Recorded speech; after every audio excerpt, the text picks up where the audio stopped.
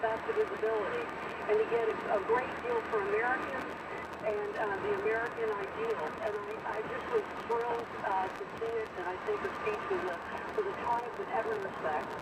Michelle, I couldn't agree with you more. It was a terrific speech, and as part of it was a terrific speech because he had some terrific things to report. You know, he's turning the country around, and when you can talk about that kind of success, it helps contribute to the speech too. Let's go to Steve in Connecticut on line 5. Steve, welcome to the program. Hey, how you doing? Yeah, I just got to tell you, you do a great job when you're sitting in. Always love when you're on the air and kind of turn it up here in the office. So thanks for that. I just want to talk about the State of the Union. I think Trump, this was a major pivoting point. Going like the last caller just said, and everybody else, the way he was emotional, talking right to the American people so they weren't getting filtered by the mainstream media.